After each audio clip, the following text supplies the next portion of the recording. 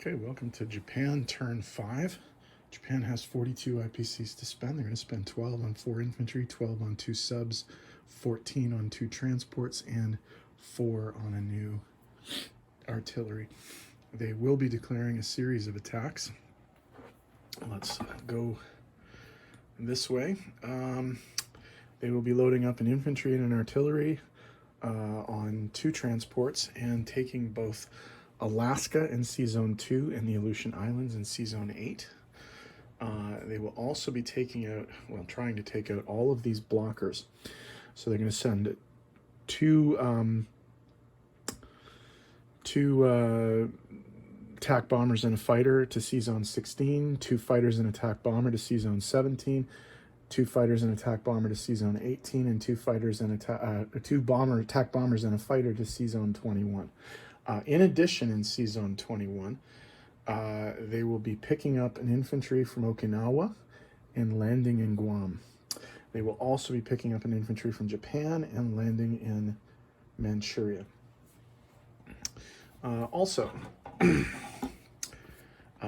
They will be walking into Jehol and Shahar with the 2 infantry from Anhui. They will also be attacking Shanxi with the infantry from Sichuan, the infantry artillery from Hopei, 2 infantry paradropped from Japan, and a fighter from Guangxi. Also, way down there, they're going to be attacking Java with an infantry and a tank from Borneo, and they will also be attacking C-Zone 39 with the submarine from C-Zone 42 and the 2 attack bombers and a fighter from the carrier. My opponent probably will scramble, so I will take that into account when we start filming the response. So let's get rolling. I think that's all the attacks. So.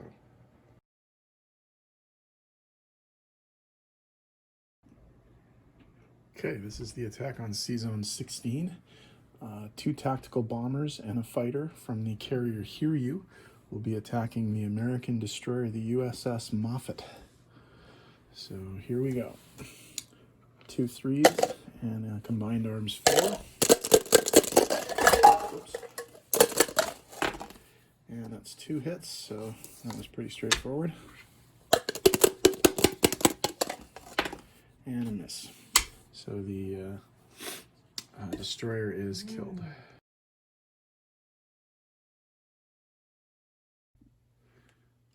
Okay, this is the battle for C-Zone 17 from the Kaga carrier, 2 fighters and a tactical bomber, attacking the USS Madison destroyer. So that's 2 3s and a 4. All 3 hits. Madison defends. And we lose a fighter. Okay, so Americans take some payback there.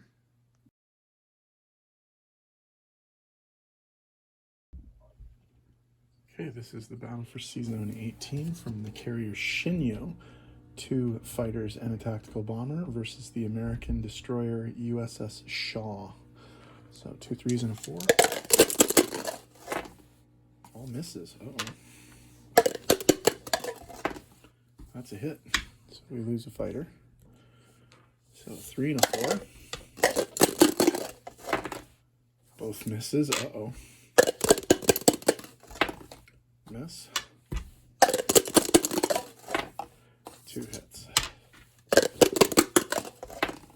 Miss. Okay, so the Americans have got 2 fighters so far, but there's still more to come.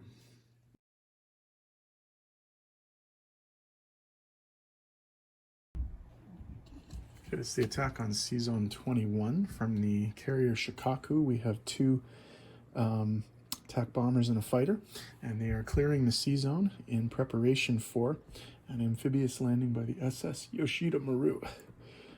The British destroyer, the HMS Whirlwind, is defending the C-Zone.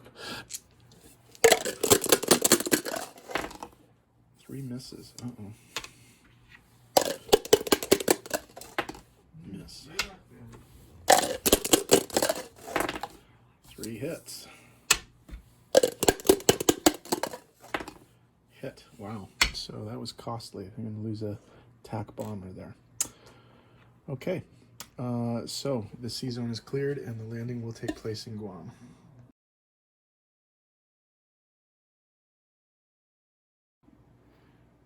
Okay, for the attack on Shensi, the Japanese are paradropping 2 infantry at 1. There's another unsupported infantry at 1, and there's an infantry supported by an artillery. That's 2 2s and a 3 versus 5 Chinese infantry. 3 hits, very good start. So that's good news for Japan.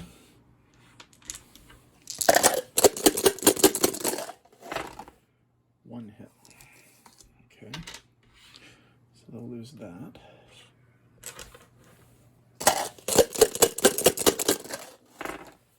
One hit.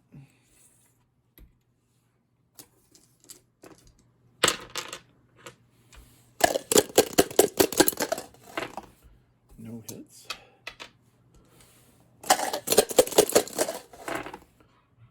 No hits. One hit.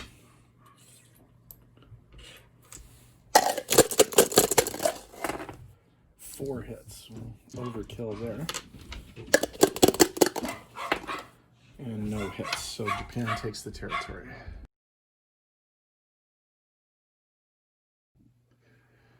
Okay, this is the amphibious assault on Java. The Japanese transport Asaka Maru is dropping off an infantry and a tank. Hit with the tank. Aussies defend and hit. So the Japanese do lose an infantry, but they take the territory.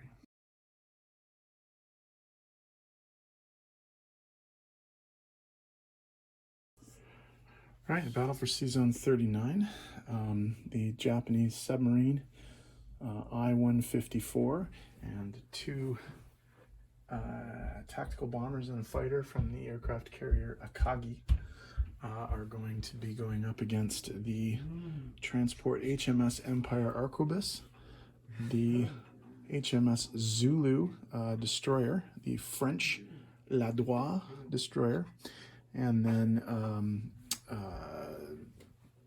Air Force contingents from the Far East Command and from the New Zealand Air Force. So we have a 2, 2 3s, and a 4.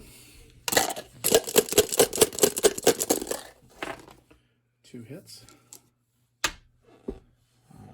So obviously those 2. And then we have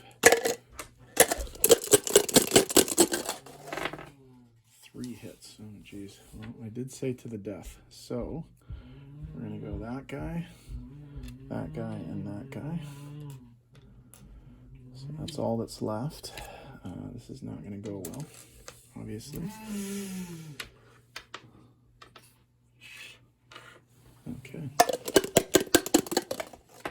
Hit. So we'll lose the New Zealand. Hit. So they do manage to keep the transport safe, but at a fairly high cost.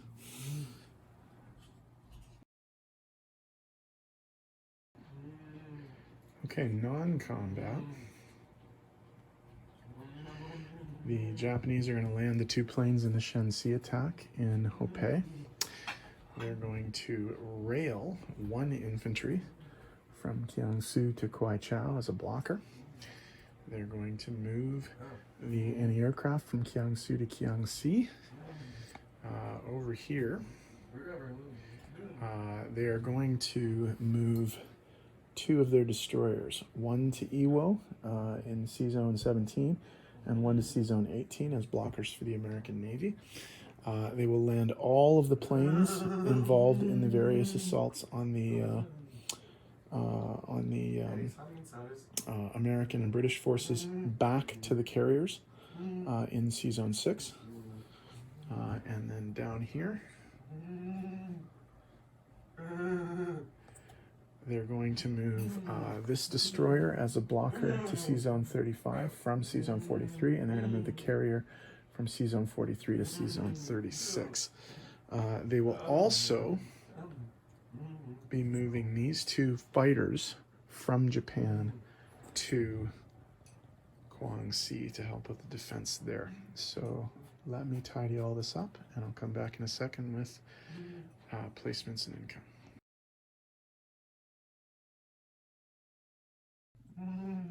Okay, placement of new units. 2 infantry are going to go into Guangxi.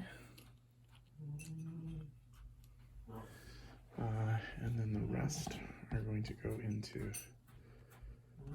Japan proper. 2 infantry, 1 artillery, 2 subs,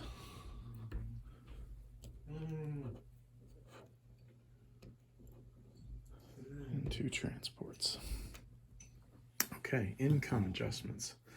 From the Americans, they're going to be taking 2 IPCs for Alaska.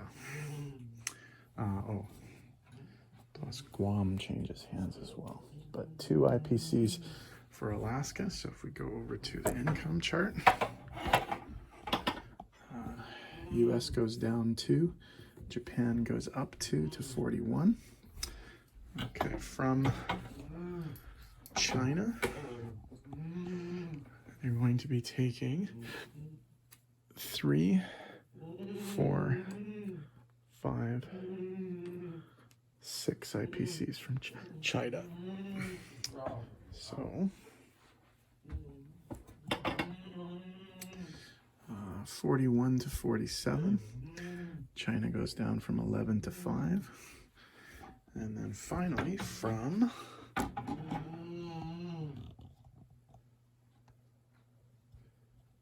the way down here in Java, we're taking 4 IPCs away from the Anzac forces.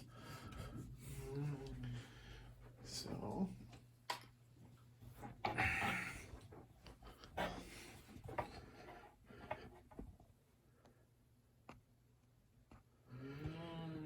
Anzac goes down 4 from 17 to 13. Japan goes up 4 from 47 to 51. Okay, so income. They have a 51 IPC base income, plus they get 3 IPCs for Guam and 3 IPCs for the Aleutians. So that's 57 IPCs that they're going to have for a potential turn 6. So, disposition of forces. Let's have a look. Starting over here. In Alaska, 1 infantry, 1 artillery. In the Aleutians, 1 infantry, 1 artillery. In C-Zone 2, 1 transport. In C-Zone 8, 1 transport. In C-Zone 6, 4 carriers. One of them with 2 attack bombers and a fighter, and the rest with a fighter and attack bomber each. 2 battleships, 2 cruisers, 1 destroyer, 2 subs, and 2 transports. On Japan itself, 3 infantry, 2 artillery, 3 anti-aircraft artillery. On Iwo, 1 infantry. In C-Zone 17, 1 destroyer. In C-Zone 18, 1 destroyer. In C-Zone 19, 1 transport. In C-Zone 21, 1 transport. On Guam, an infantry. On Palau, 1 infantry. In C-Zone 35, 1 destroyer. In the Philippines, 3 infantry and an artillery. In C-Zone 36, 1